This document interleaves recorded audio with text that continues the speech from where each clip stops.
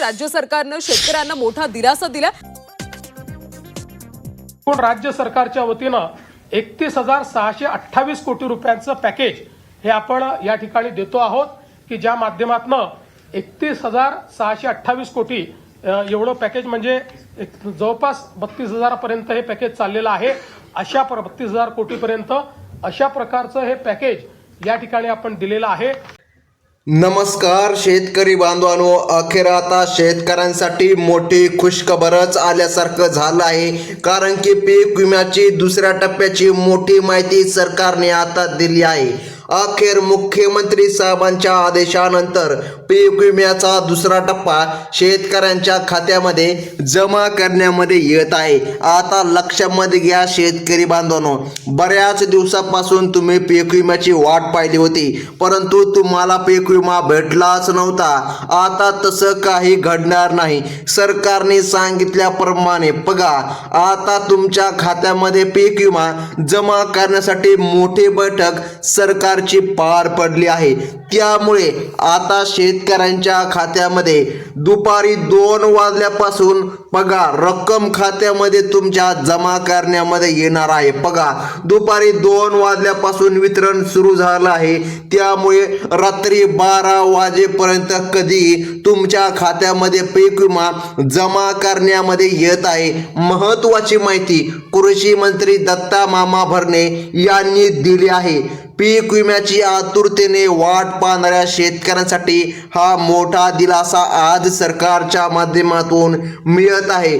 पीक विम्याचा पहिला टप्पा वाटप झालेला आहे आणि दुसरा टप्पा शेतकऱ्यांना भेटला नाही। पहिला टप्पा पण काही शेतकऱ्याला आतापर्यंत भेटला नाही, परंतु सरकारने सांगितलं आहे कोणतेही शेतकरी वंचित राहणार नाही। ज्या शेतकऱ्याला पहिला टप्पा भेटला नाही अशांनी अजिबात काळजी करू नका, कारण की सरकारने सांगितलं आहे दुसऱ्या टप्प्यासोबत तुम्हाला पहिला पण टप्पा मिळून जाईल, म्हणजे की दोन्ही टप्पे कदाचित बघा।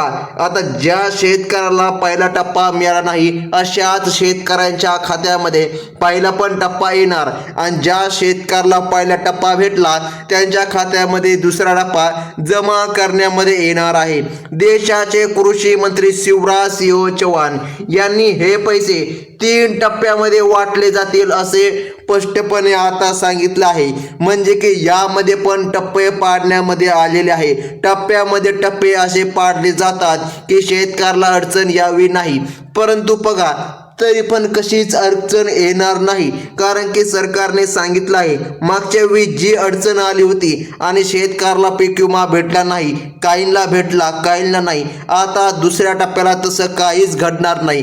त्यामुळे सरकारने आता यादी जाहीर केलेली आहे। शेतकरी बांधवांनो, यादीमध्ये तुमचं नाव आहे का नाही एकदा नक्कीच तपासून घ्या, कारण की सरकारच्या माध्यमातून पीक विम्याचा दुसरा टप्पा बघा शेतकरी बांधवांनो, रात्रीच ही बैठक झाली होती, त्यामुळे उद्या बघा असा शब्द आलेला आहे, म्हणजे की आजचा दिवस तुमच्यासाठी गोड ठरत आहे। बघा आता आजच्याच दिवशी बघा दुपारी 2 वाजल्यापासून वितरण सुरू झालं आहे आणि रात्रीच्या 12 वाजेपर्यंत शेतकऱ्यांच्या खात्यामध्ये पीक विमा येणार आहे। आता काही शेतकऱ्याला रात्री जरी पीक विमा भेटला नाही तरी पण तुम्ही चिंता करू नका, कारण की वितरण 24 तासामध्ये कधी ट्रान्झॅक्शन होतं, त्यामुळे 24 तासामध्ये कधी तुमच्या खात्यामध्ये पैसे येतात असं सरकारने सांगितलं आहे। आता शेतकऱ्यांचा जो काय प्रश्न आहे पीक विम्याचा लवकर जमा न होण्यामागं काय कारण आहे, सरकारने सांगितलं आहे 19 आणि 20 ऑगस्टला झालेल्या अतिवृष्टीमुळे नुकसानग्रस्त भागांचे पंचनामे करण्यामध्ये आले होते। बघा त्यामुळे अधिकारी कर्मचारी साहेब सर्व काही कामामध्ये गुंतलेले होते। निवडणुकीचा काळ देखील सुरू होता। अशा काळामध्ये या ठिकाणी पैसे खात्यामध्ये आलेच नाही, कारण की बघा दुसरे काम असल्यामुळे शेतकऱ्याकडे लक्ष गेलंच नाही असं सरकारने ठामपणे सांगितलं। परंतु आता चिंता करू नका शेतकरी बांधवांनो, कारण की सरकारच्या माध्यमातून आता वितरण केलं जात आहे। आता जाणून घ्या कोणकोणत्या जिल्ह्यांमध्ये हा निधी जमा करण्यामध्ये येत आहे. सुदैवाने शेतकरी बांधवांनो, नुकसान झालेल्या सर्व शेतकऱ्यांचे पंचनाम्याची कामे शनिवारपर्यंत आता पूर्ण पार पडले आहे. अर्जाची पण छाननी झाली आहे. यामुळे मुख्यमंत्री देवेंद्र फडणवीस साहेबांनी कृषी विभागाला या 13 जिल्ह्यामध्ये पीक विमा वाटप करण्याचे आदेश दिले आहे. ही बातमी पीक विम्याची वाट पाहणाऱ्या प्रत्येक शेतकऱ्यांसाठी मोठी आहे, कारण की पहिला टप्पा जमा झाला आहे, दुसरा टप्पा शेतकऱ्याला भेटला नाही. तोच टप्पा आता शेतकऱ्यांच्या खात्यामध्ये जमा करण्यामध्ये येत आहे. आता बघा, यादी अत्यंत महत्त्वाची आहे.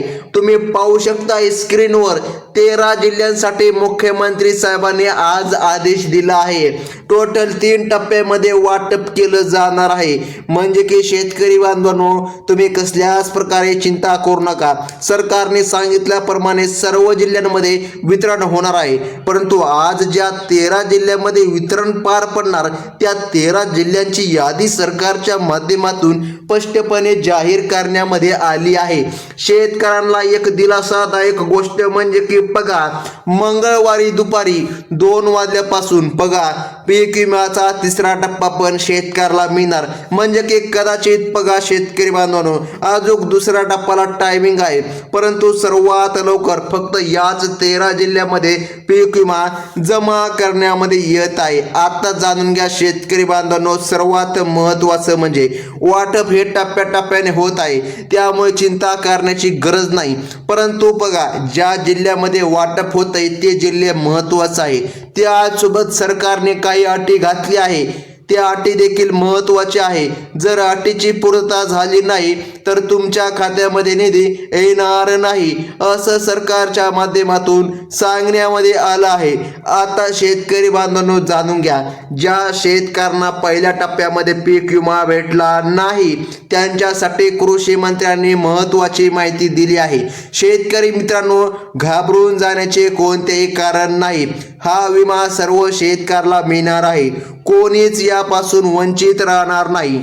कृषी विभागाने नवीन अपडेट दिली आहे की जर तुम्ही चुकीच्या मार्गाने 2022च्या वर्षापासून 2024 बघा या वर्षामध्ये पीक विमा नोंदवला असेल तर तुम्हाला या ठिकाणी नक्कीच पीक विमा मिळेल. परंतु तुम्ही चुकीच्या मार्गाने जर पीक विमा घ्यायचा ठरवले असेल, चुकीच्या मार्गाने पीक विमा नोंदवला असेल तर मोठी अडचण येणार आणि पीक विम्यापासून तुम्ही वंचित राहणार.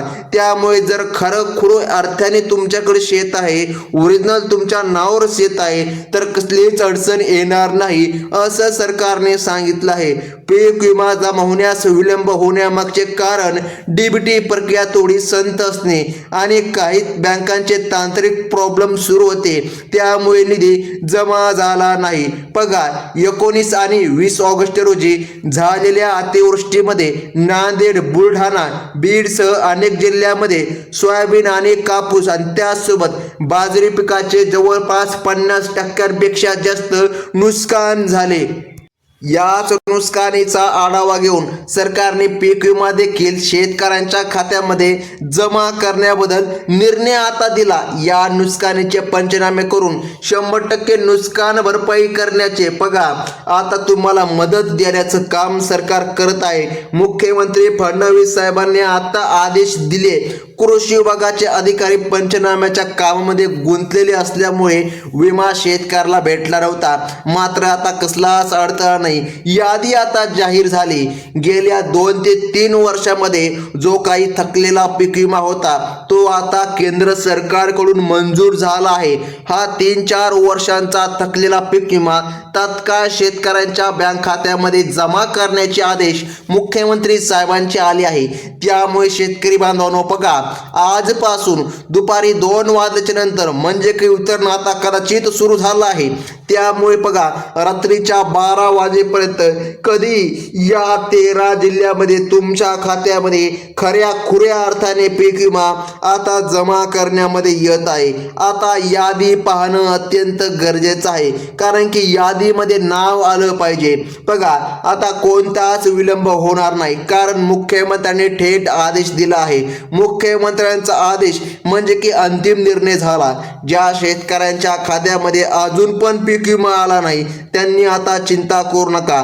तर मग सर्वात महत्त्वाचा प्रश्न, कोणत्या 13 जिल्ह्यामध्ये हा पीक विमा जमा केला जातोय हे आता पाहून घ्या, कारण की अत्यंत महत्त्वाची यादी आहे. सरकारने सांगितलं आहे याच बँकांमध्ये पीक विमा जमा करण्यामध्ये येणार आहे. कोणत्या बँकांमध्ये पीक विमा जमा होणार, तुमच्या स्क्रीनवर या ठिकाणी बँकांची लिस्ट देण्यामध्ये आली आहे. यामध्ये HDFC बँक, यस बँक, त्यानंतर कोटक महिंद्रा बँक, त्यानंतर पंजाब नॅशनल बँक, त्यानंतर इंडियन बँक, त्यानंतर कॅनरा बँक, त्यानंतर इंडियन ओव्हरसीज बँक, त्यानंतर ॲक्सिस बँक, त्यानंतर बँक ऑफ इंडिया, त्यानंतर महाराष्ट्र बँक, त्यानंतर स्टेट बँक ऑफ इंडिया आणि सर्वात महत्त्वाचं म्हणजे पोस्ट ऑफिस बँक. बघा या ठिकाणी 12 बँकांना आणि 13 जिल्ह्याची यादी देण्यामध्ये आली आहे. आता बघा या बँकेमध्ये तुमचं पासबुक असेल तर अडचण येणार नाही, परंतु जिल्ह्यांची यादी महत्त्वाची आहे. आता लगेच यादी पाहून घेऊया. सरकारने सांगितल्याप्रमाणे पीक विमा जमा होणाऱ्या 13 जिल्ह्यांची यादी सरकारने दिली आहे. यामध्ये सोलापूर, लातूर, परभणी, जालना, चंद्रपूर, त्यानंतर बघा यवतमाळ, सातारा, कोल्हापूर, सांगली, त्यानंतर सिंधुदुर्ग, रायगड, रत्नागिरी, नांदेड बघा अशा जिल्ह्यांचा समावेश झाला आहे. तर बघा शेतकरी बांधवांनो, जर तुम्हाला पीक विमा अजून पण तुमच्या खात्यामध्ये आला नसेल तर तुम्ही तुमच्या तालुका किंवा जिल्हा कृषी विभागाला भेट देऊन चौकशी करू शकता. केंद्र सरकारने पीक विमा मंजूर करू नये न मिळण्यामागचे कारण तुम्ही विचारू शकता. बघा शेतकरी बांधवांनो, दुपारी 2 वाजल्यापासून वितरण सुरू झालं आहे आणि आता शेतकऱ्यांच्या खात्यामध्ये निधी जमा व्हायला सुरुवात झाली आहे. शेतकऱ्यांचे मेसेज येत आहे की आम्हाला पीक विमा जमा पण झाला आहे.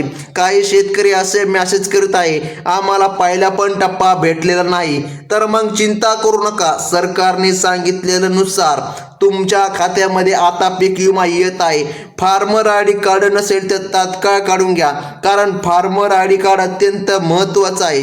त्यामुळे या ठिकाणी निधी जमा होण्यामध्ये अडचण येणार. जर तुम्ही फार्मर आय डी कार्ड काढलं नाही तर भरपूर अडचण येणार. त्यामुळे फार्मर आय डी कार्ड नक्कीच काढा. आणि आतापर्यंत तुम्ही आपल्या चॅनलला सबस्क्राईब केलं नसेल तर नक्कीच करून घ्या, कारण अशाच महत्त्वाच्या बातम्या आपल्या चॅनलवर तुम्हाला पाहायला मिळतील. ही होती अत्यंत मोठी बातमी.